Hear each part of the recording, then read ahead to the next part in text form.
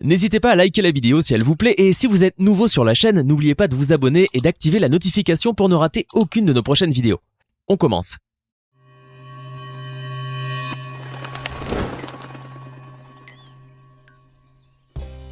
Jackie Chan est une légende vivante du cinéma d'action dans le monde entier. Ses films ont fait de lui le maître incontesté de kung-fu et des scènes de combat grâce à ses acrobaties saisissantes et extrêmement risquées.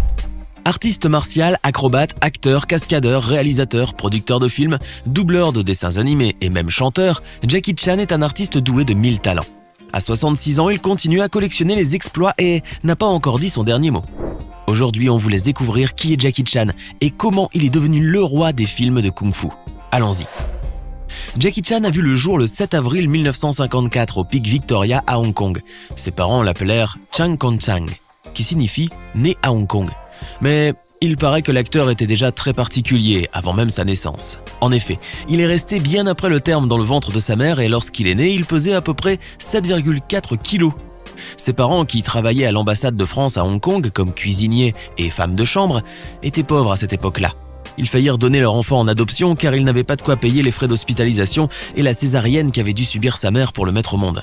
Cependant, quelques amis les aidèrent et Jackie finit par grandir auprès de ses parents qui décidèrent quelques années plus tard d'immigrer en Australie. Comme ils voulaient que leur fils ait une éducation chinoise, ils l'inscrivirent à la China Drama Academy, une académie d'études du théâtre chinois. C'est là que Jackie, alors âgé de 7 ans, va acquérir les bases du kung-fu. Il y apprendra les arts martiaux et le maniement d'armes, l'acrobatie, le théâtre, le chant et la danse, et tout cela à un rythme infernal. Il faut dire qu'à cette époque-là, les écoles chinoises étaient connues pour leur méthode d'apprentissage extrêmement difficile et l'académie ne dérogeait pas à la règle. En effet, pour atteindre le niveau de perfection demandé, Jackie, tout comme les autres élèves de cette école, devait s'entraîner 18 heures tous les jours. Il devait se soumettre à une discipline de fer et à des exigences incroyables au détriment de sa santé et de sa vie même.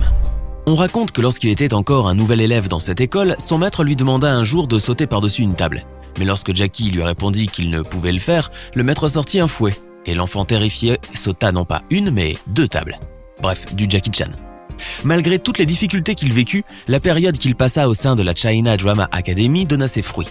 Ainsi, Jackie Chan fit ses premiers pas au cinéma en 1962 dans le film cantonais Big and Little Wong Tin Bar. Il venait aussi d'intégrer une troupe nommée Les 7 Petites Fortunes qui faisait de nombreux spectacles à Hong Kong. Quelques années plus tard, après avoir décroché son diplôme, Jackie Chan décida de rejoindre ses parents en Australie en 1971. Il avait alors 17 ans et un corps bien forgé qui lui permettait de travailler tout et n'importe quoi. C'est ainsi qu'il devint tour à tour plongeur dans un restaurant et maçon sur les chantiers. C'est d'ailleurs là que ses collègues commencèrent à l'appeler Jackie, après qu'un ami de son père prénommé Jack et travaillant avec lui sur les chantiers a décidé de le surnommer Little Jack. Mais comme il n'aimait pas ce qu'il faisait, il décida de retourner à Hong Kong et se fit embaucher par le studio de la Shaw Brothers comme cascadeur. C'est ainsi qu'il obtint son premier vrai rôle dans le film Le Jeune Tigre. Mais c'est surtout grâce à une scène qu'il tourna dans le film La Fureur de vaincre, aux côtés de Bruce Lee, qu'il acquit sa réputation dans le cinéma asiatique. Dans cette scène-là, il devait courir le plus vite possible pour défoncer un mur, puis tomber au sol sans aucune protection. Toujours aux côtés de Bruce Lee, dans le film Opération Dragon, Jackie Chan enchaîne les cascades et les chorégraphies. Plus tard, grâce à ses performances physiques, il finit par jouer dans d'autres films de kung-fu où l'on espérait le voir comme le nouveau Bruce Lee. Malheureusement pour lui, ces films n'obtiendront pas le succès qu'il espère et vont menacer sérieusement sa carrière et son potentiel. Mais à cette époque-là, on ne sait pas encore qu'en dehors de ses performances physiques incroyables, l'acteur a un côté comique qu'il finit par dévoiler dans le film Le Protecteur. Les producteurs et les réalisateurs s'intéressent donc à ce nouveau style qui allie l'action à la comédie et qui devient la marque de fabrique de l'acteur. Jackie Chan prend vite du galon. Sa réputation le précède et il se voit proposer des rôles qui lui collent parfaitement à la peau. Un beau jour, il collabore avec un certain Yuen Woo-ping, réalisateur et chorégraphe chinois qui deviendra quelques années plus tard le plus grand chorégraphe de l'histoire du cinéma asiatique. Le duo travaille sur un nouveau film qui sort en 1978, Le Maître chinois, l'un des meilleurs films asiatiques de tous les temps et premier vrai succès de Jackie Chan. L'acteur, désormais propulsé au rang de star, saute de succès en succès et enchaîne les mises en scène de nouveaux films. Hollywood, qui est alors à la recherche d'un nouveau Bruce Lee, entend parler de lui. Jackie Chan saute sur l'occasion et s'envole pour les États-Unis en 1980 pour se livrer à de nouvelles expériences toutes ratées. En effet, l'acteur était loin d'imaginer qu'il restera confiné à l'image du chinois qui enchaîne les sauts et les acrobaties dans tous les films qu'il tournera. Alors il décide de se concentrer sur le cinéma asiatique. Cependant, sa brève expérience hollywoodienne aura joué un rôle déterminant dans sa carrière puisque son style se peaufine, notamment avec La Danse du Lion et surtout avec Dragon Lord, sorti en 1982.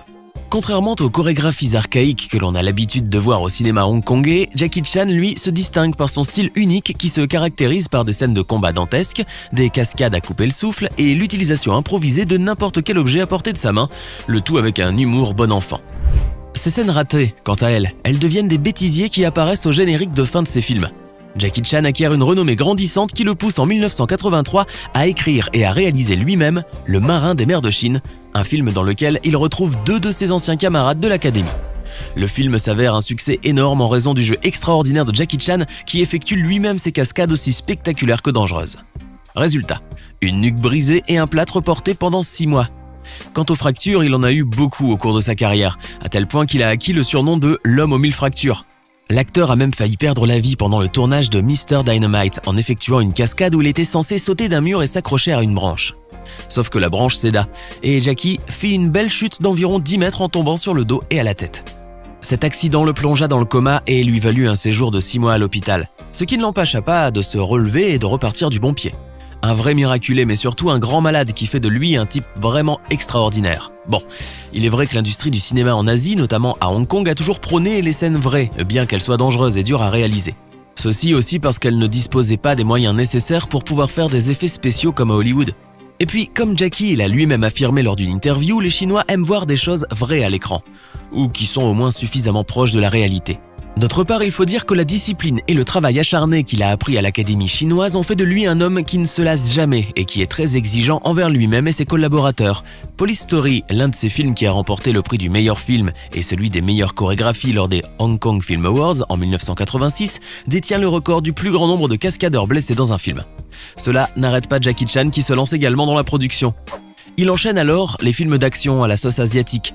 Fidèle à lui-même, il n'hésite pas à miser sur les plus gros moyens et à repousser les limites pour faire de ses films des œuvres d'art spectaculaires, comme Double Dragon par exemple. Ce film, sorti en 1992, reste l'un des plus grands succès de la carrière de Jackie Chan qui y interprète un double rôle, celui de deux jumeaux séparés à la naissance et que tout oppose. Alors on peut imaginer la difficulté du jeu auquel s'est livré Monsieur Chan et pourquoi ce film a cartonné au box-office. Après le succès de Double Dragon, 2 autres films seront marquants pour la carrière de Jackie Chan.